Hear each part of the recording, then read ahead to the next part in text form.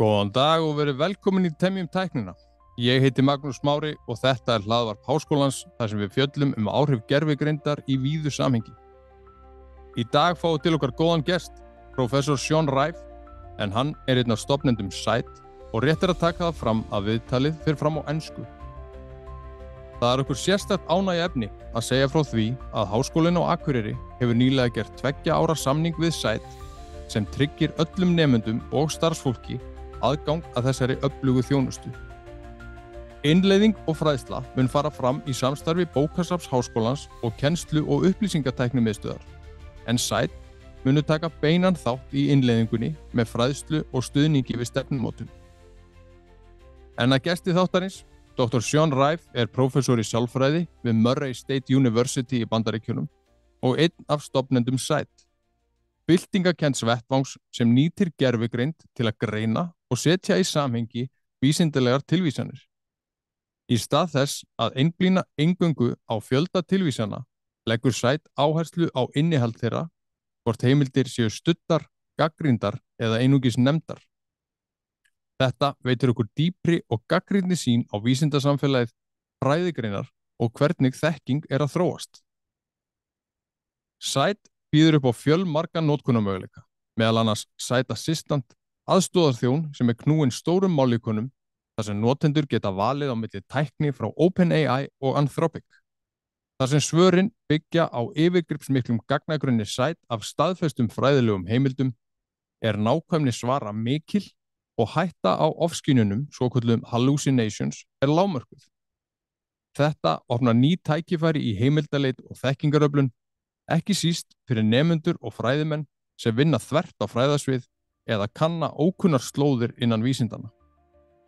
Og þá sem vilja taka virkan þátt í að móta akademískt umhverfi í heimi gervigreindar. Ég vil minna á að hugtök eins og ábyrg notkun gervigreindar og gervigreind í vísindagreinum og háskólanámi enn að mótast. Þessi samningur og innleiðing því ekki aðeins tæknilegt skref, heldur mikilvægt siðferðilegt og stefnumótandi skref fyrir Háskólann á Akureyri sem vill verða virkur þáttakandi í þeirri tæknibyltingu sem nú stendur yfir. Ég kynni prófessor Rife inn á ensku og síðan ræðum við áhrif gervigreindar á menntun, hvernig Scite nýtist til að efla fræðilega vinnu, mikilvægi gagnrýnnar upplýsinganótkunnar í stafrænum heimi og hvernig við getum leitast við að nýta þessa tækni á ábyrgan og árangursríkan hátt. Dr. Sean Rife, gjörðu þið svo vel. Welcome to Temjum Technology, the podcast from the University of Akureyri, where we explore how artificial intelligence and emerging technologies are reshaping the world around us. My name is Magnús Smári, and today's guest sits at the fascinating intersection of psychology, ideology, and innovation in scientific communication.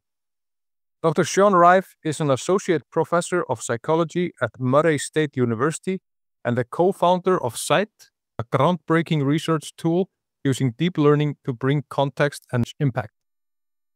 He is also a leading voice in moral and political psychology, open science reform, and the psychology of online activism and expression. His work asks timely questions. How do people express their values in digital spaces? Can science become more honest and transparent? And what happens when AI enters the publishing ecosystem? Sean, welcome. Yeah, thank you, Magnus. It's great to be here.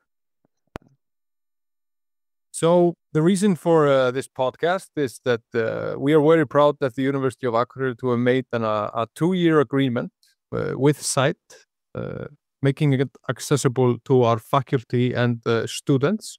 And we are just announcing this podcast is a part of the announcement we are making. So if you could just start by telling us a little bit about the origins of Scite. Sure. Yeah. No. And we're really excited to be a part of to be on board at your institution. And thank you for the kind intro. Yes. So yeah, Scite got started back in, I guess we started working on the project that would become Scite back in 2016, founded the company in 2018.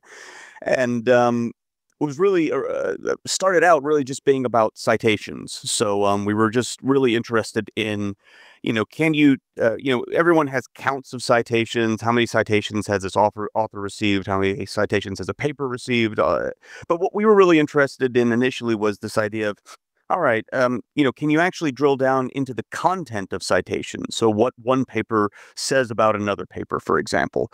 And is there a way to quantify that? Is there a way to, include that as a sort of measurement, or a way of bringing greater context to our understanding of how a paper has been received?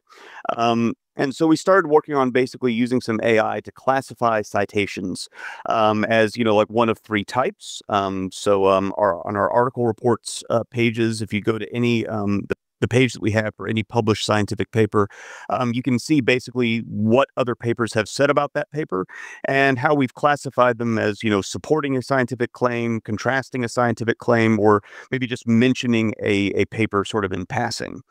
And so that was the original project. We were really, again, just sort of from a meta science perspective, interested in, could you drill down and get more detail from the scientific citation ecosystem than maybe folks were originally getting with just sort of nose counts of citations. That developed into, we eventually built a search platform on that, and then built out an AI tool, Scite Assistant, which is based on that same data that we used in our search and article report tools.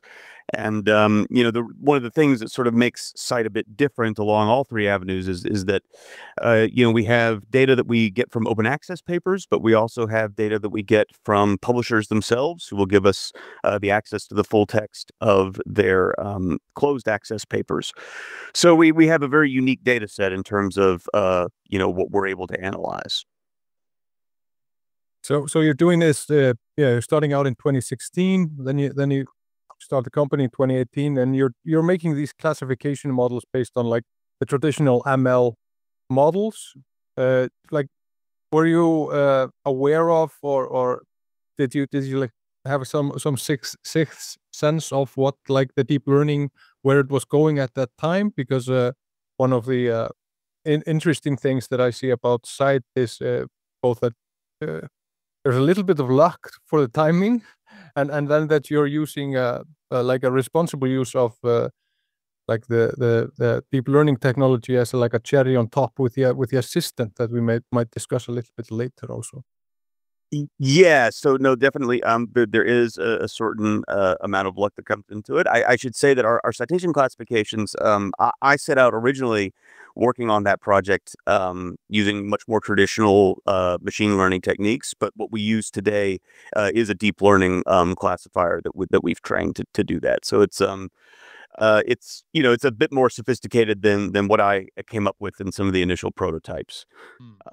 But yeah, I mean, it certainly is the case that, we've been able to build out a set of products that I think are really, they have a lot of advantage in the technology itself, but a lot of the advantage is also just in the data that we've been very fortunate to have on hand as in building out those tools. Yeah.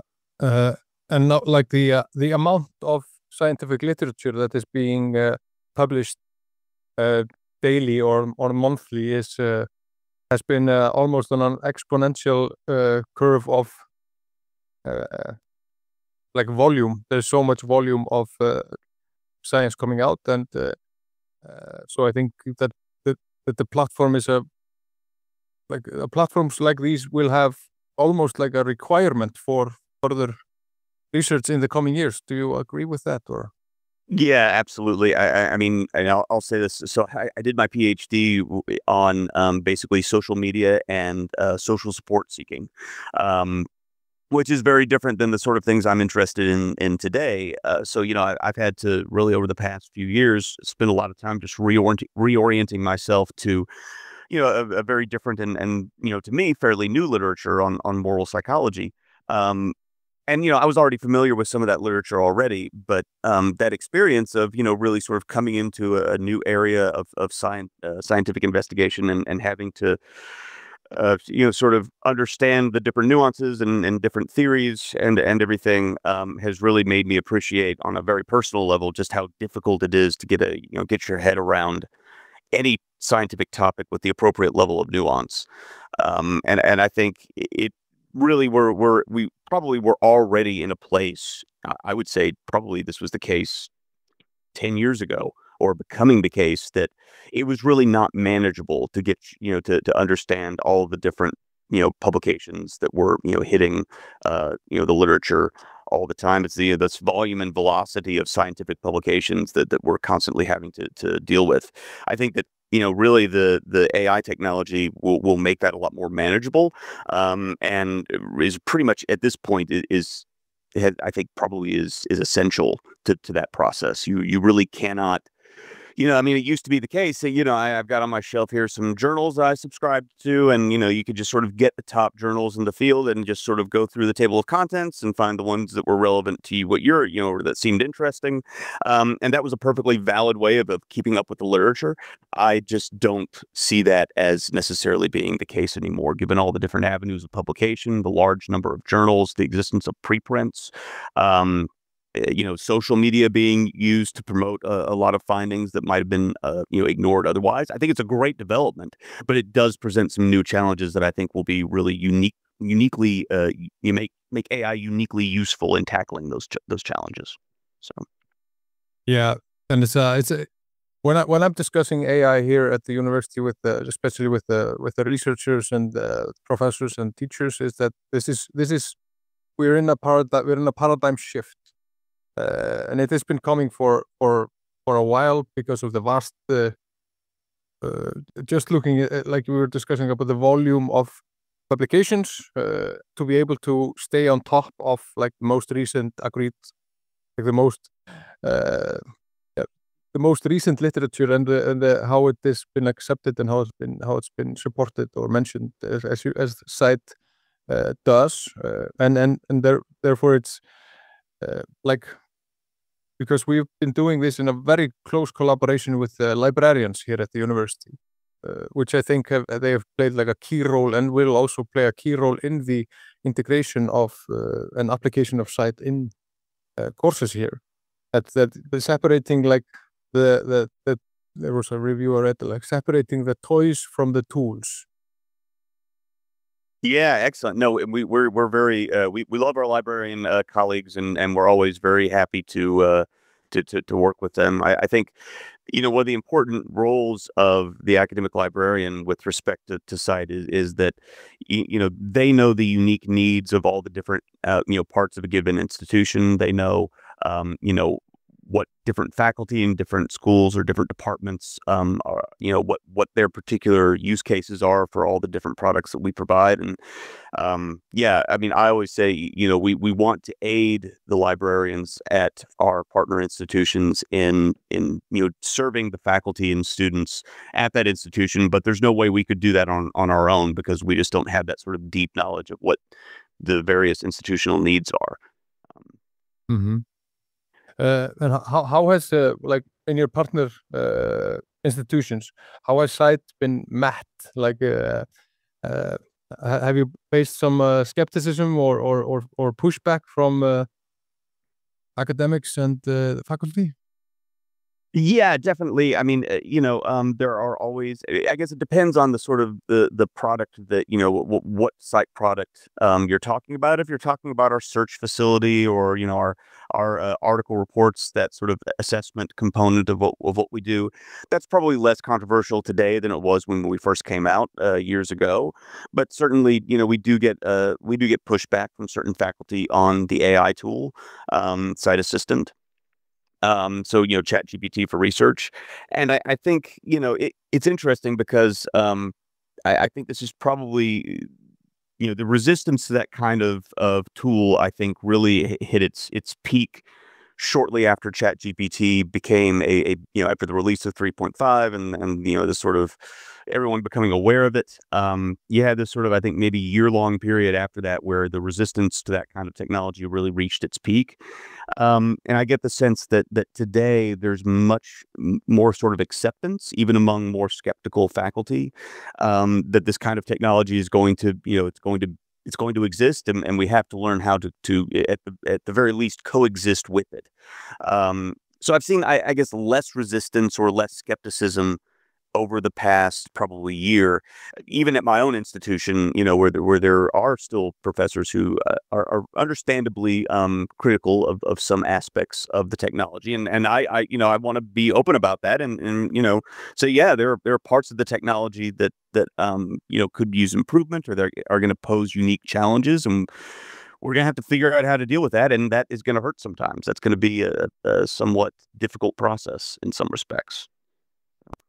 Yeah, I think we share the same view on those topics, because I think also that the professors and faculty that are resistant to the technology, but that I have felt that they are becoming more informed, and therefore, like, their arguments are becoming better, and also that their role in, like, navigating this space, because I've been discussing that we have to accept that there is the terms like responsible AI use or AI use in academia. They are not established yet. They are forming. So there's a very interesting time to be able to partake in it, because we can really have an effect on how we come out the other end. Not going into like futuristic forecasting, but this is like the new reality of academia, that these tools will shape the future of education. Yeah, absolutely. And I mean, this has been, I think, probably the area where I guess, in terms of the actual adapting to the technology, that's sort of been what I've been focusing on a lot as, someone who is, in the classroom, every day, is, how do we adapt our research and teaching to not only, deal with the fact that this technology exists and it's going to impact the way that we teach and do research. I think the way that I do research, it's almost all positive in that respect. It's all, these are additional tools that I can use to help me understand areas of the literature that maybe I didn't even know about, a year ago. But with respect to, using it in teaching, that's a little more challenging, because there are good parts of it, but there are also, parts of the way that we teach that we have to adjust, because the technology exists. So I guess that's where sort of I wouldn't even call it negative, but that's where some of the harder work has to be done is on the teaching end, as a faculty member.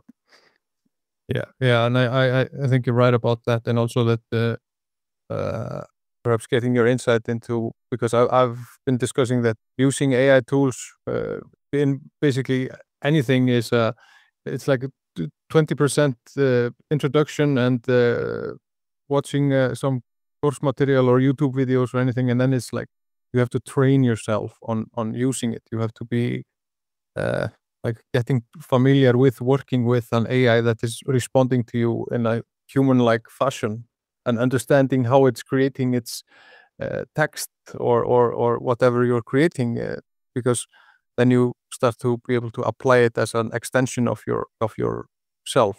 If you become like addicted to the tool, then you're just feeding the machine. Yeah, this is what I spend. I spend a lot of time actually, in not every class, but in I spend a little time in every class, but certainly in certain research methods classes or statistics classes, that we have, basically talking about how to use these tools productively, recognizing the fact that you do need to, for example, sometimes check their work, right? You do need to, as I like to say, the old Russian proverb that Americans are convinced was actually attributed to Ronald Reagan, trust but verify, right? You want to be able to trust these tools, and that's fine, but you also want to bring in a little bit of an eye of skepticism towards them, and check their work. And there's really, you really see that. I always say that, I can talk about this in class as a professor, or I can give webinars, but really the only way of getting a really good sense of how these tools should be used is just by spending time playing with them on your own, asking questions that you may, in some cases, may already know the answer to, and sort of see what their response is and see where the strengths and weaknesses are. It's the thing you don't want to do is go into it blind and start, using it on, a paper that you're writing that, is going to be published, and not understanding some of those strengths and weaknesses. Yeah. Yeah. As we see it, as because we want, I mean, the reason I'm here is because we recognize that the students are currently using AI, and we want them to use it responsibly, or like develop the concept of responsible AI use, because the labor market will demand of them to use the technology. But then there's also teachers and faculty and the staff of the university has to become very quickly AI literate to be able to be the mentors that the students need. But there's a balance between the using, for example, a tool like Scite as a bridge to academic literacy, but then there's a risk of over reliance. Because it's very hard to you have to explain it to a student so that he understands it. Have you had those challenges? Yeah, absolutely. I mean, I don't know how much detail you want to get into, but yeah, this is, because, and I always say to my students, I have my biases because, this is one, the company I founded does this. And all my students get free access to Scite because I'm their professor and I have that luxury. So there are a few things that I do that I think I've really settled on as being kind of, at least right now, the sort of core of my approach to using this technology in the classroom. One is that I explicitly say that my students are free to use AI tools in the completion of their assignments, unless I tell them, unless I ask otherwise. And the only caveat that I have to that is that if they use an AI tool to complete an assignment, they just need to note somewhere in what they turn in, what tool they used and how they used it. Could be as simple as a sentence or two, or a footnote to the title page of the paper. That's what I call, disclosure. I can't get upset with you if you told me exactly what you did and you were completely forthcoming about it, unless I told you not to. And there are a couple of assignments where I do say, hey, no AI on this one. It's interesting because I think it really is possible to, and we go through this process, it is possible to actually teach not only, dealing with the fact as a problem this technology exists, but really embracing it, and demonstrating for students how it can be used. So that's sort of one thing. And the other is that, when I teach like research methods or writing intensive classes, I'm very explicit in, we spend days going through, how to use Site Assistant, and we have nice smaller sections. I'm able to sort of go through each student as they're doing their queries and sort of walk them through, okay, you were searching for this, so you asked it this question that provided you this answer, which isn't really, what you're getting at. So maybe rephrase it and ask it to, to talk about these things in particular, now you've got, or maybe it did give the answer that they were looking for. And so now they're wondering sort of what the next steps are. And I always say, the next step is to actually find the papers that it references, go get them. This is not a get out of jail free card in terms of having to read the papers, right? You do still need to understand at that level of nuance what's in those papers. And, I may ask you at some point, well, why did this particular study, use this variation of the methodology? I see you discuss that in your introduction section, but can you explain what the advantage there was? And, if they don't know, it's, no, you need to understand that level of nuance. That's what we're asking you to do. So, it doesn't get rid of that element of having to actually engage with the broader literature, but it does make it easier to find that literature and to get a summary of it. And, it does make that part of the writing process, that much easier. And I think we need to embrace that, as you said, I guess, just a second ago, other people who are in the job market, who are going to apply to grad programs, they're going to be using this technology. And I think it's actually, I would be doing my students a disservice if I didn't help them prepare for that reality. So. Yeah, and just I'm looking at the draft policy that we are introducing to some higher ups tomorrow, like we have been developing this principle that the students and staff and faculty are free to use AI. Like as long as they are adhering to like the same principles that apply in general, just to like GDPR and copyright and ethical, like the ethical boundaries that are in place right now.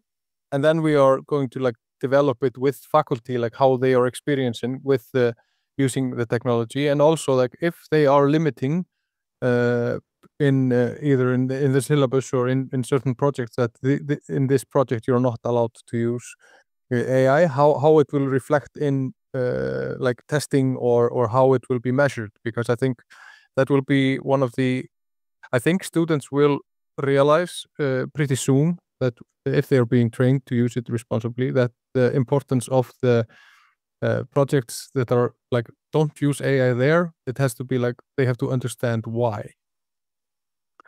Yeah, absolutely. I mean, this is actually something that I've really made a shift toward. I have really, I've done a lot of things in response to this technology, but one of the things that I think is the more important ones is I've really had sort of a shift away from smaller out of class, homework assignments, and away from I think in the fall I'll be teaching my first term that doesn't have any class with an actual major term paper as sort of the deliverable at the end of the class, and really shifting towards presentations with a Q&A at the very end. So it's a sort of mini sort of like defense or dissertation defense or oral defense, and doing that and using that as a way of assessing knowledge and comprehension, on the one hand, and also as another tool for that, using in-class exams, open-ended questions on in-class exams. Because we do, it's just simply the reality. We do need to know that students know the things that we are teaching them. That is, the existence of this technology does not, dispose of that necessity. So we do still need to be able to assess that. And I think really, I give more exams now, and I give longer exams now than I used to, because I am, including that sort of knowledge and application and comprehension component within the exams themselves. Whereas, 10 years ago, I relied more heavily on out-of-class homework assignments and stuff that would be much more easily to just simply plug into an AI tool and get the answer there. So, it's just changing the way that we do all aspects of teaching. Have you experimented with allowing students to use AI during tests? I have not, and I've thought about this. This is a great question. I've thought about this a lot, and at this point, for me, really, the point of I guess the reason I give exams and the reason I rely on exams is really that, I do want students to be able to demonstrate that they understand, this theory and its implications, and can do that on their own. I don't ever want to say that, that's the thing that we farmed out to the the AI tools. I guess I do have a version of that where I do have a graduate research methods and statistics course, where I do have students complete take-home exams. So one of them is actually an in-class exam, but there are 3 others that are basically take-home, and and so that I'm fine, for example, with if they're having trouble understanding how to describe, how to interpret a regression coefficient in a mediation model, I'm more okay with them leaning more heavily on the technology for that interpretation in that context. Just because I feel like it's a more complicated thing, and if they're actually in the process of engaging with it and writing it up, then I have a little more faith that they are going to be able to understand it as part of doing that, engaging with it as part of that process. But I'm more all in on exams today than say I was, say 5 years ago. So, I think that's like during this turmoil and the chaotic era that we're in. I think that like classical testing is like a good standard to adhere to, and but I somehow feel like I think DTU, that Danish Technological University, is allowing AI in some exams. So it's going to be very, very interesting to follow that. But that comes with a whole set of new challenges. So I don't think it's a requirement yet. But I think somewhere down the line is that like the AI use will be a part of how courses are evaluated, or how students are evaluated, because you have to demonstrate that you are using it efficiently and correctly. Yeah, no, I think I think we're getting there. I think, in another 5-10 years, this will probably be a very different conversation, just in terms of university institutions having a sort of native AI component to their mission. In the same way that, we just kind of expect students to be able to engage in some kind of fact-finding, using Google or any other piece of technology. I'm glad to hear that y'all are actually in the process of adopting a policy on that. I think that I used to be sort of on the fence about whether or not sort of institution-wide AI policies were a useful thing. I'm a big advocate of academic freedom, and the professors should be able to teach in the way that they see as the most appropriate. But I've really come around to this idea of, having some guidance from on high, from the institution itself, is a really valuable thing. Not mandating necessarily any particular practices in the classroom, but giving guidance, and allowing faculty to point to something and say, hey, I came up with the language in my syllabus, with an eye toward, or with an understanding of our institutional mission as it relates to this technology. I think that's a really valuable thing. So. Yeah, and I think and I hope that Scite will be a little involved in like how the policy will evolve. Two things maybe is that I do mention academic freedom in the policy, so it's not to like restrict academic policy, and also like because when I was researching at academic freedom, it's a two-way street. It's also the students' freedom to be curious and to experiment and to test test new technologies. But so it's a two-way street. The only thing that perhaps I would like your insight into, because that's exactly the way that we're going, that we have some sort of it's not like a rigid set of rules, but more like we have like a guide. Guidelines. Yeah. So you have guidelines that you can use, but the only thing that I'm trying to be a little strict on is to because we use it was a plagiarism detector called Turnitin, and then they started putting in like the AI detectors.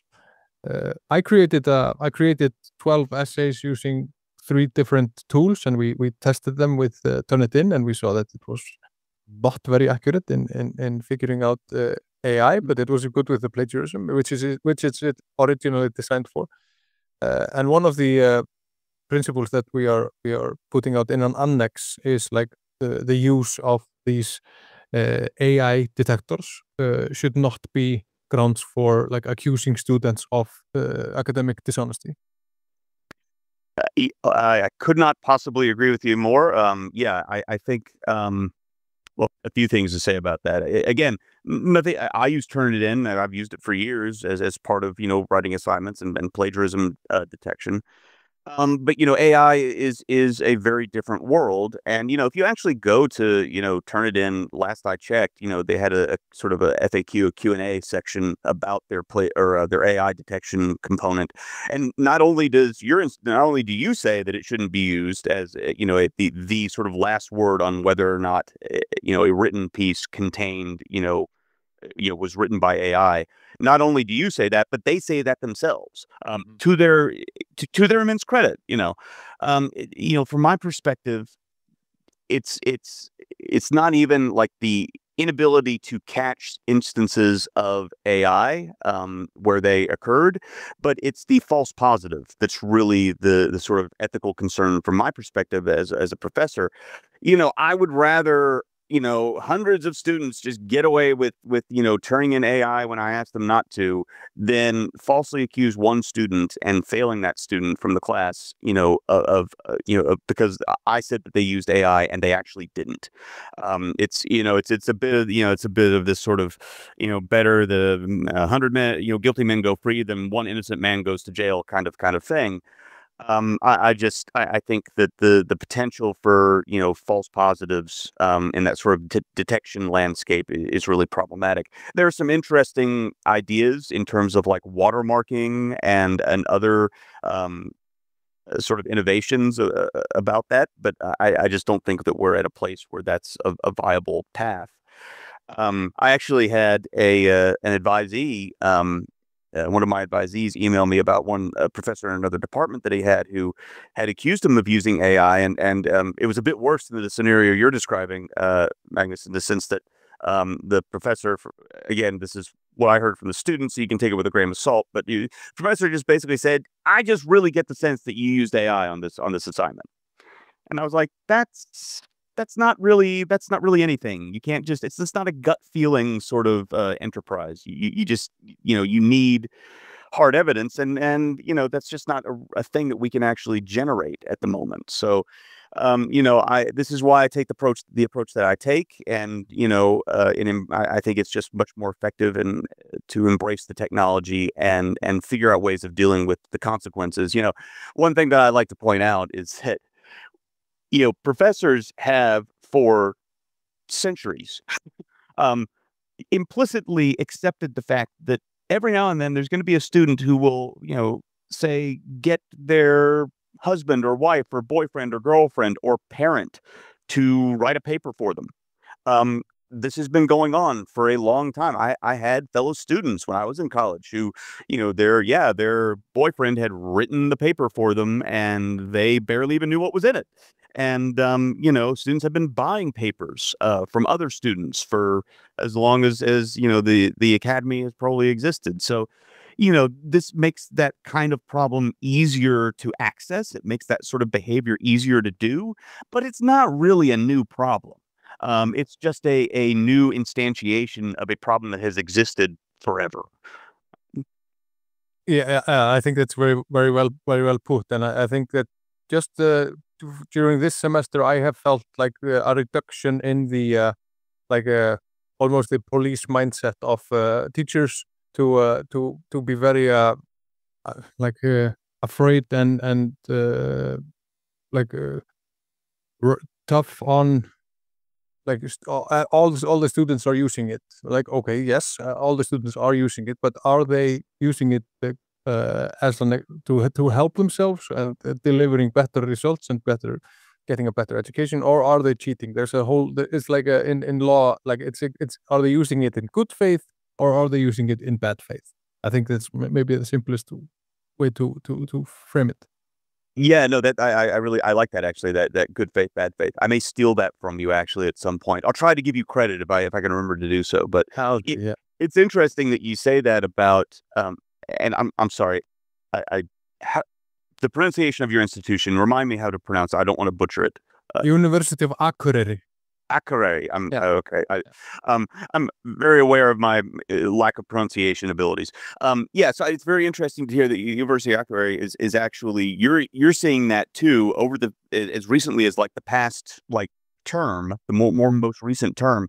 I would say I've seen the exact same thing here at Murray State, where I teach, it seems that it's almost as if over the past 6 months, there's been a real sort of sea change. There's been a real phase shift, whatever you want to call it, in just sort of the underlying acceptance of the technology and engagement with it. From professors, who I think probably a couple of years ago were just very much opposed to any kind of engagement with the technology at all.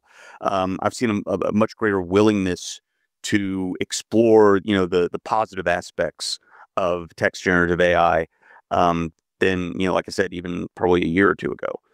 So it's interesting that's happening both at where I am in the States and where you are in Iceland. So yeah. Yeah, it's a global phenomenon. This rapid rise of generative AI. But I'm also very interested because you are a psychologist. Are you like a clinical psychologist?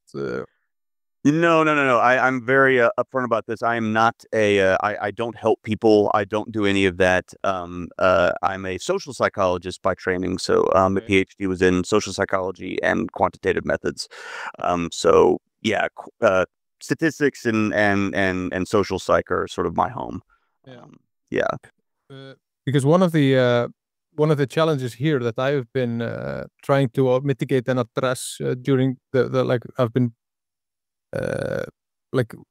it is expected of me to deliver a policy or to work on a policy which would be like a guiding policy, and it's the final sentence of the policy said that in 2027 we hope that this policy won't be required because it will be integrated into other policies of the institution, so it will just be we will normalize it. Interesting. However, one thing that has been a challenge for me, and it's been nagging me a little bit, is because if we look at the concept called like a digital work intensification, the psychological cost on working with an AI system, because they are getting smarter faster. They don't require like breaks or they're just and I have hit some I've seen it in myself, like multitasking, feeling like I'm feeding the machine, like working very, very fast, but at a tremendous psychological cost, because you get like fatigued and tired, and so it's like how can we mitigate that this won't lead to higher levels of stress and like burnout and like mental challenges in knowledge work? Yeah, I mean, this is actually this is the question that I think we should be asking more of. And because we don't ask it very much, I'm the least confident in my position on this. Just because it doesn't come up as often as it should. I think, yeah, that's going to be, a part of, having to adapt to, not just as a professor, but as an employee, as a citizen. There are challenges associated with that. And, I was having a conversation with Greg Lukianoff, he's an author. He's president of the Foundation for Individual Rights and Expression, and he's written a couple of pieces, a couple of books, I guess, about that relate to the sort of existence of new technology, and he's talking in particular about social media, but it applies to AI tools as well. Like I brought it to him. I said, he wrote. He wrote extensively about some of the mental health concerns associated with the existence of social media. And, I just pointed out to him, well, I mean, you can make the same argument about any transformative technology, like the printing press and the social upheaval that the printing press introduced to Europe. And, and I said, and, I mean, come on, it's the printing press. It's obviously a good thing in the aggregate that we can like reproduce books and pamphlets at scale. And he looked at me, he was like, yeah, he nodded. And he said, that's true, but it doesn't mean that it was fun to live through that period. And I think that's absolutely true. And I was like, damn it, that's a really good point. So, it's I think the same thing kind of applies, the technology, I think, is overwhelmingly in the aggregate is a good thing, and I'm glad that we have it. I mean, it literally is the stuff of like Star Trek and being able to talk to a computer and say, "Computer, give me this thing," and all of a sudden it just kind of comes up and materializes. It really is, in the aggregate, a good thing. But that doesn't mean that, there aren't going to be challenges, or, that there isn't going to be some unpleasantness associated with living through the period where we all had to adapt to that technology, both on an individual level in terms of, mental health, but also at a societal level, and all of the uncertainty that brings with it. We should be aware of that. And, I think that we at Scite are pretty honest and upfront about, what we're good at and what we're not good at. And then the challenges associated with it. So, yeah. Yeah, I think like the rediscovery of the human rhythm will be a like a long-term challenge. But I think that if students are like, if we prepare the next generation, because I think like the initial shock for people that have built their careers on knowledge, which is freely available right now. Yeah, exactly. Like you said, Exactly. it's freely available right now. So you have to figure out like what can I contribute to, and I think that like my wife, she teaches grad school, like first like 6-year-olds. Okay. And like we have to prepare the next generation on how to work with the technology, and hopefully like not leave them with a society that just asks the computer and says like, we don't really understand how it works, we just ask this box here. Yep. And I think that will be like some when AI, because I don't know in how it is in your state, but right now in Iceland, it's still a bit of a fringe dialogue on like the possible effects of AI on labor and on education and everything. It's because it has not happened. It is happening. Yes. So I think short term we will hopefully be able to like be able to train students on using it without burning themselves out, because I think burnout and stress is a huge challenge in knowledge work and just in society as a whole, because we've never in the history of man, we have never had the opportunities to lead a better life.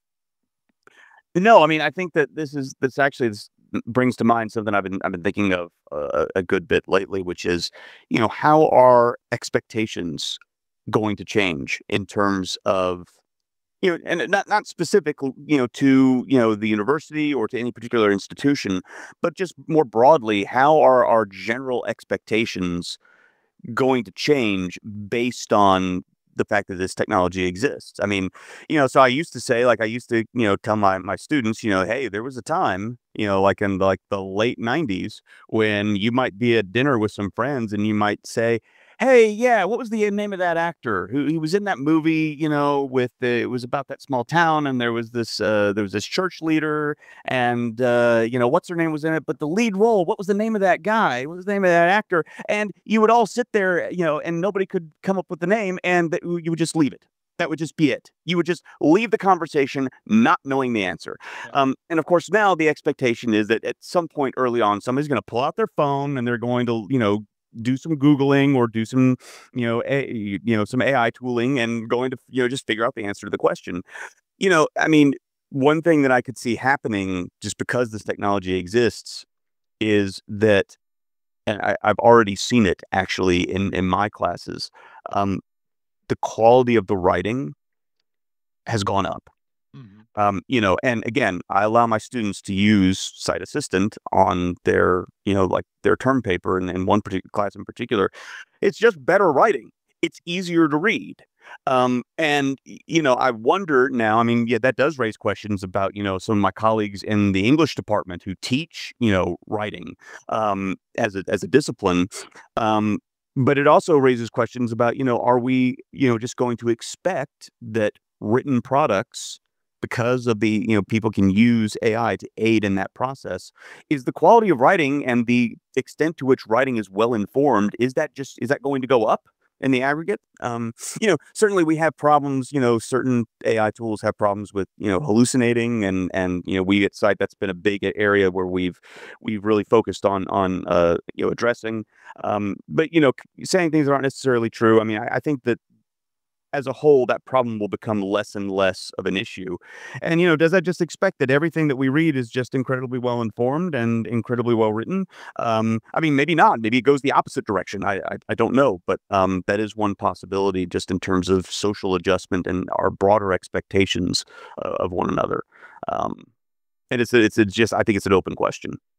Yeah, I think so. And I think in one of the papers I recently wrote was that we have to accept that we don't know. We have to be able to function through the chaos and just to accept that we cannot find solutions, because there are hundreds of institutions and individuals trying to find the solutions, and if you dig deep, they always come up with we think it's like this, but we're not sure. So we have to be brave to test and allow, and creating some psychological safety to be able to open for mistakes and then again with the good faith and the bad faith. If the mistake is made in good faith, okay, what can we learn from it? How can we address this and how can we reduce the likelihood of it happening again? 100%. This is one of my favorite things to do when I'm supervising a graduate thesis is, if the results are sort of inconclusive, the thing I like to students sort of naturally gravitate towards, well, I need to sort of, explain away this finding that didn't go the way I expected, or I need to really attach it to this theory and I say, oh, that's great. You need to explain things in light of other research and in the light of existing theory from other areas. But, you should probably include at the end of your paper somewhere, it's okay to say, this is an open question. We just don't know. And I find that it's, in fact, interestingly, for the really smart graduate students who do very impressive work, in particular, they have a hard time saying that. It's just sort of very counterintuitive to them that no, their position should be that this is an open question and we don't have a firm answer to it. And that's okay. It's okay to admit that. Better to admit that now than to attach yourself to a proposition that could very likely later on prove to be completely wrong, and then have to backtrack, right? I mean, if you're thinking about a trajectory in scientific research that could span decades, right? Better to be honest about it from the outset. And I think that what you were discussing reminded me of a book I recently read called "When We Cease to Understand the World" by Benjamin Labatut, and it's like it's like a surreal non-fiction. It's fiction, but it has some real.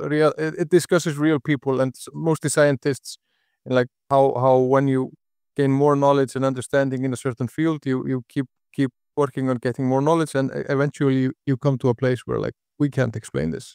We're at the subatomic level, and we don't understand what's going on there, and we just have to accept.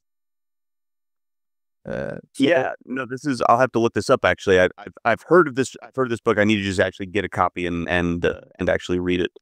Finally. Very interesting. It's very interesting, and I think that because going deep into the rabbit hole of possibilities of AI futures is pretty rough. But when you look at prior rapid progress in science, you can see similarities. But I think that we are in a very we have a very strong possibility of creating in the post turmoil to have a much better society and a more equal society. But of course there are dangers, mostly how people will apply the technology.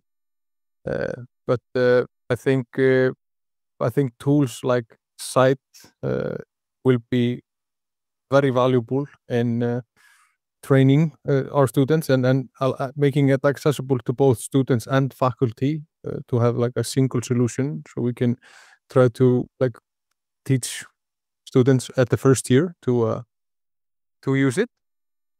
But perhaps when we wrap it up, is like one thing that I am very interested in, I introduced you a little to my background, which is a bit diverse, is like using AI and using tools like ChatGPT Deep Research or Google Deep Research or Scite Assistant or anything. I think there's a new field of like interdisciplinary science, because the models, they don't care about the silo that they're working in.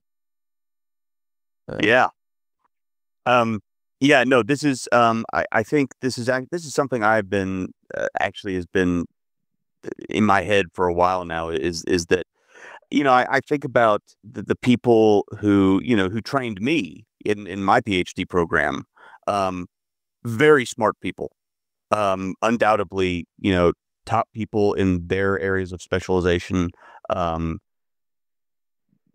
brilliant people. But it's always interesting to me that, and this is just the way that the academy has kind of organized itself, is, people at the top of their field know their area of specialization really, really, really well.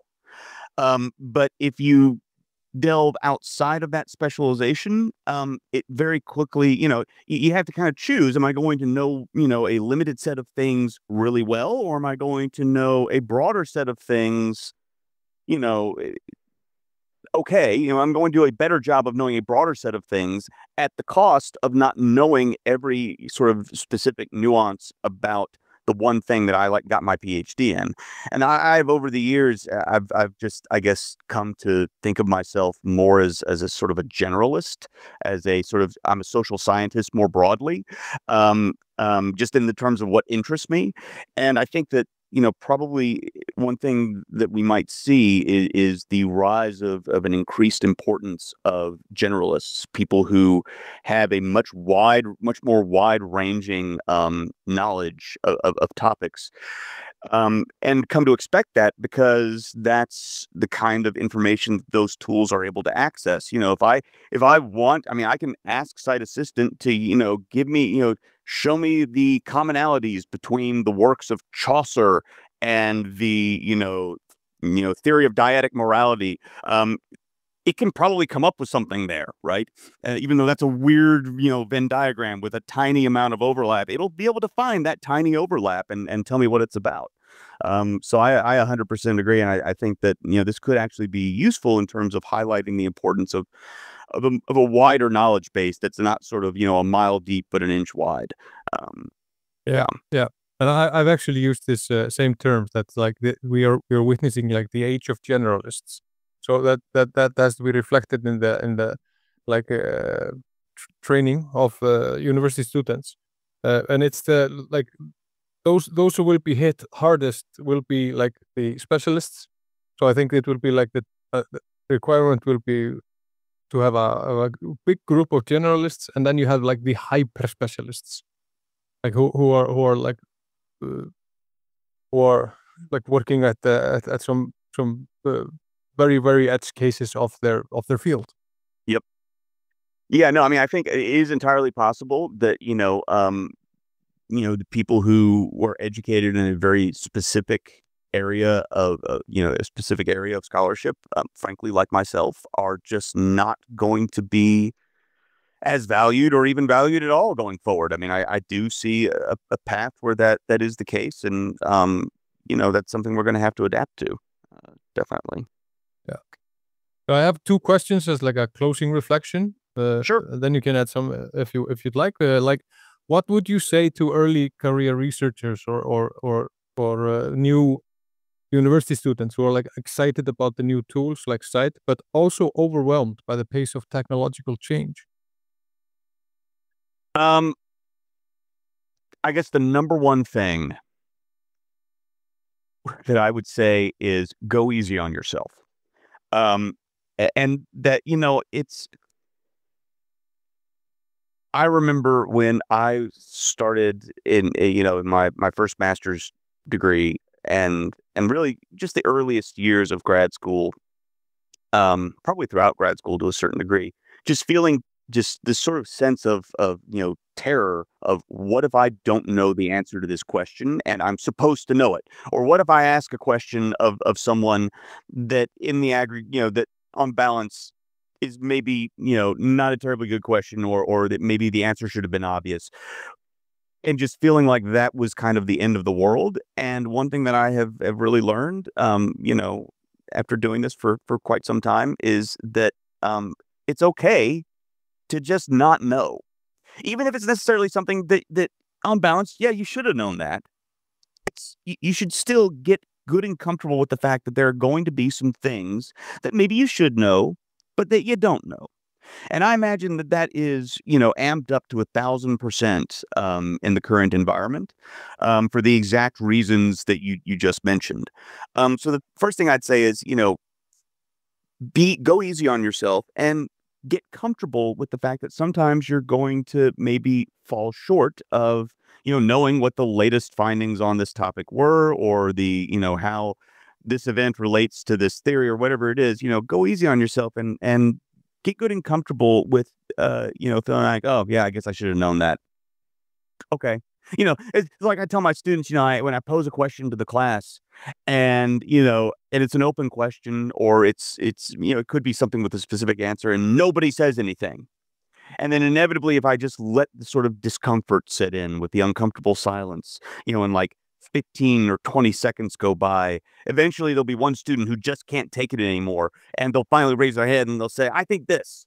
And they'll answer the question. And I'll say, there you go. See, you were able to answer the question. And you know what happens if you were wrong? Nothing happens. Nothing happens. Nobody in the room spontaneously combusts. Everything, I don't think any less of you. I can guarantee you your fellow students don't think any less of you. You were just wrong, and we just move on. Become okay with that. Sorry, that was a bit long-winded, but yeah, that's I guess that's the big answer that I have. There are other smaller responses I could give, but that's the big one. Yeah, but I think it was a very good message to be like, go easy on yourself and like be kind to yourself, because and please don't feel like you have to compete with AI models, because then you will be racing a marathon against a Formula One car. Yes, exactly. Yes. It's not a fair fight, right? It's not a fair fight. And it's not playing to your strengths. It's playing to the strengths of the technology, and individual human beings have strengths that this technology will not be able to match. So I think, especially in the realm of creativity, there are lots of areas where that competition is much more on the human side. So, yeah. And then we have discussed a little bit about like the sheer volume of scientific literature being published, which will I think Amazon just made some like a filtering system that you can only publish 30 books per day as an author on Amazon, because they are publishing, like, books are being published written by AI like on massive scales. And of course, so I'm not trying to create some echo chamber here, but one of the challenges that I see is like finding worthy objectives, like figuring out like real solutions to real problems. So where do you think, like, what gives you hope about science right now? Oh gosh. So no, I think that's interesting. You mentioned that statistic, or that policy at Amazon. I was unaware of that, but that doesn't surprise me. I guess one thing that I'm hopeful that is related to that is, I think it might be possible that we can begin to, get connected to the fact that this technology exists, maybe expect more from less.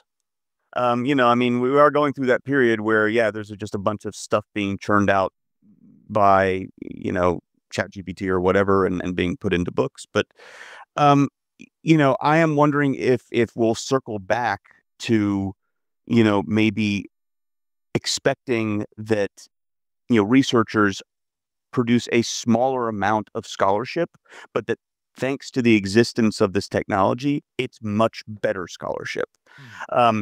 Because like the value of, the quality of work that is generated, from text generative AI, in my experience is relatively, it varies, but it's relatively flat. And really what I'm excited to see is the use of that technology by people who are experts in their field to produce a smaller amount of work, but work that is of much greater quality. And I'm always reminded by the quote from Peter Higgs, Higgs boson, that guy, who he says, I would never have gotten tenure if in today's, environment. I'm not productive enough.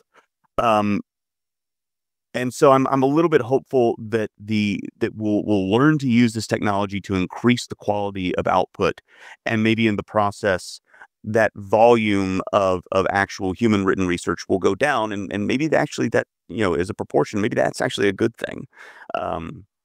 So I guess that's part of it. And I also I hope that one of the lessons that we've learned in my field in social psychology, I do hope that we have actually learned from, some of our previous mistakes with findings that don't replicate. I mean, this is big, and, this is why I'm big on the open science movement and transparency and research.